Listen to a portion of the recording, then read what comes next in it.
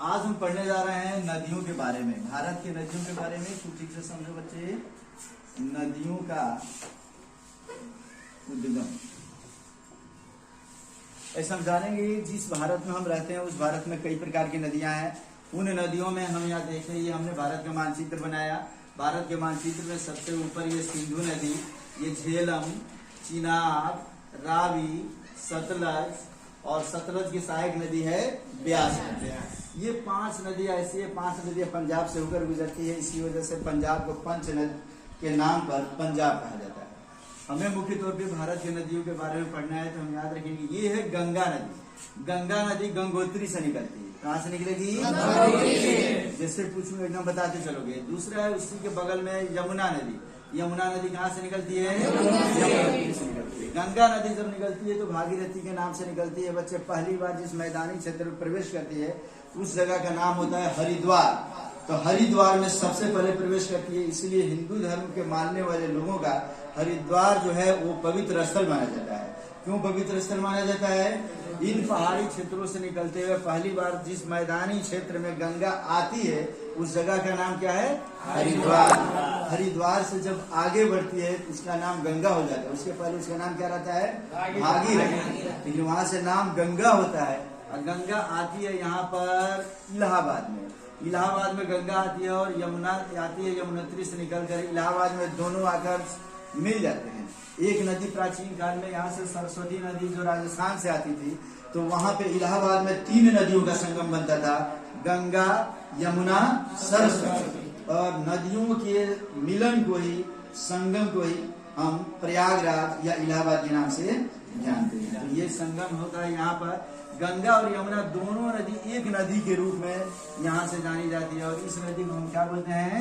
गंगा नदी। मतलब इलाहाबाद में आने के बाद यमुना नदी के नाम का लोप हो जाता है और गंगा और यमुना दोनों एक नदी के नाम से जानी जाती है। कौन सी नदी? गंगा नदी। और ये गंगा नदी समझो उत्तराखंड से होते हुए आती है, उत्तर प्रदेश में प्रवेश की, फिर बिहार आती है, पश्चिम बंगाल होते हुए बांग्लादेश में प्रवेश करके और यहाँ पे आकर गिर जाती है। इसे कौन सी खाड़ी कहते हैं हम लोग? बंगाल की खाड़ी। अब इस तरीके से हमने गंगा और यमुना पढ़ लिया। हमने गंगा कहाँ से निकलती है बच्चे? गंगोत्री से। यमुना कहाँ से निकलेगी? यमुनोत्री से। अब आते हैं गंगा और यमुना के बाद से यहाँ ब्रह्मपुत्रा नदी। तो ब्रह्मपुत्रा नदी ये भी समझ लो कि तिब्बत के पास में मानसरोवर से निकलने वाली ब्रह्मपुत्रा नदी आती है। अरुणाचल प्रदेश में सबसे पहले भारत में प्रवेश करती है। यंगपु संगपु पर्वत है वहीं से मुड़ती है और अरुणाचल प्रदेश होते हुए उसके बाद समझे कि असम होते हुए पश्चिम बंगाल होते हुए बांग्लादेश में ये प्रवेश कर जाती है। तो इस तरीके से ये ब्रह्मपुत्रा नदी निकल गई कहाँ से?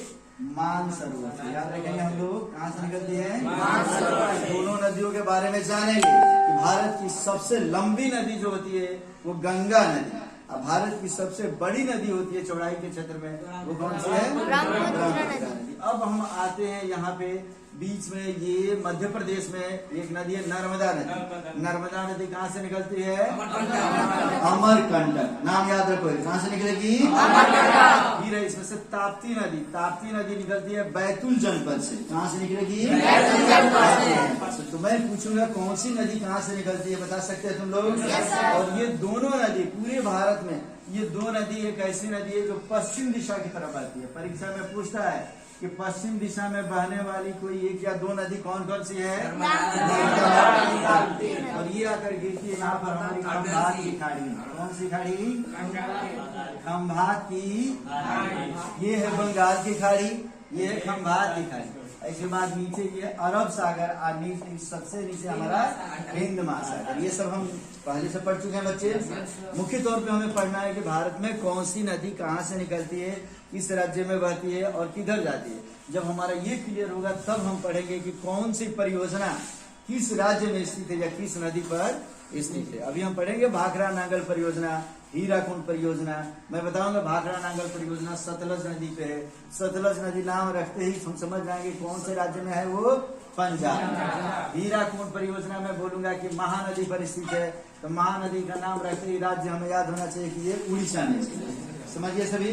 तो नदी का कंसेप्ट अगर क्लियर है तो हम समझेंगे कि ये आगे पढ़ना काफी आसान हो जाता है। अब यहाँ पढ़ते हैं बच्चे, देख लो, नर्मदा कहाँ से निकलती है? अमरकंटक। उसके बाद ताप्ती कहाँ से निकलती है? बैतूल जनपद। अब उसके नीचे आएंगे, यह एक नदी है जिसे हम गोदावरी नदी कहते हैं। कौन सी नदी? गोदावरी। दक्षिण भारत की ये महत्वपूर्ण नदी बच्चे, इसे दक्षिण की बूढ़ी गंगा कहते हैं। दक्षिण की बूढ़ी गंगा, दक्षिण की क्या बूढ़ी गंगा के नाम से जानते हैं, तो किसको जानेंगे? गोदावरी नदी को जानेंगे। और ये कहाँ से निकलती है? नासिक से निकलती है। ये महाराष्ट्र के नासिक से निकलेगी। फिर आएंगे हम लोग, उसके नीचे है ये कृष्णा नदी। कौन सी नदी? कृष्णा नदी। तो कृष्णा नदी का उद्गम हम पूछेंगे कि कृष्णा नदी कहाँ से निकलती है, तो ये निकलती है महाबलेश्वर से। कहाँ से निकलेगी? महाबलेश्वर। कृष्णा की ही एक सहायक नदी है जिसे हम कहते हैं तुंगभद्रा नदी। कौन सी नदी? तुंगभद्रा नदी के तुंगभद्रा परियोजना हम करेंगे। समझ में आ रहा है? अब नेक्स्ट है सबसे नीचे कावेरी नदी। कावेरी नदी को दक्षिण की गंगा कहते हैं। क्या कहेंगे? दक्षिण की गंगा किसे कहते हैं? क्या बोलेंगे? कावेरी नदी कहाँ से निकलती है? ब्रह्मगिरी से। ये कर्नाटक के ब्रह्मगिरी से निकलेगी। याद आ गया? अब इसके बाद से हमने कावेरी पढ़ लिया, कृष्णा पढ़ लिया, गोदावरी पढ़ लिया, नर्मदा पढ़ लिया हम लोग, ताप्ती पढ़ लिए, गंगा पढ़ लिए, यमुना पढ़ लिए हम लोग। अब हम पढ़ने जा रहे हैं यहाँ पे महानदी। उड़ीसा में बहने वाली एक नदी है। कौन सी नदी? महानदी। महानदी कहाँ से निकलती है? रायपुर। छत्तीसगढ़ रायपुर से निकलती है बच्चे, याद रखोगे तुम लोग। और उसके बाद समझ लीजिए दामोदर नदी, ये वही दामोदर नदी है जिसे बंगाल का शोक कहते हैं। तो बंगाल का शोक ये कहाँ से निकलेगा? ये झारखंड के पलामू से निकलेगा। ठीक है बच्चे। अब यहाँ पे हम मुख्य तौर पे समझेंगे जो मैं बताना चाहता हूँ। कुछ ऐसी नदियां जिसे बार बार हम भूल जाते हैं और वो परीक्षा में पूछता है। ये नदी गंगा के बगल में हम 5 नदियों को पढ़ने जा रहे हैं। पहली नदी, दूसरी नदी, तीसरी नदी, चौथी नदी और पांचवी नदी। 1 2 3 4 और 5। मुख्य तौर पे इन जो 5 नदियों को हम पढ़ेंगे, इसी 5 नदी को बड़े स्पेस में लिखने के लिए हमने यहाँ लिख दिया। ये कौन सी नदी है? गंगा यहाँ पे हो गई बच्चे। और ये कौन सी नदी है?